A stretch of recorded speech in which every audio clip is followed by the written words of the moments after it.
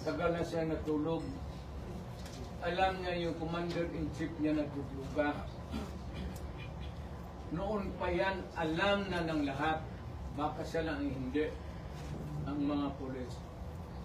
Kaming taga Davao, alam namin si Lagdamio nagdudruga. Kasi kasama namin siya palagi dito sa diyan kay Pedro.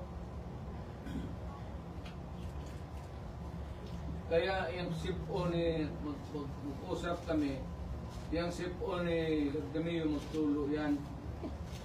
Hindi niya lang nagtulo yung sipo niya. Minsan gano'n na lang yan.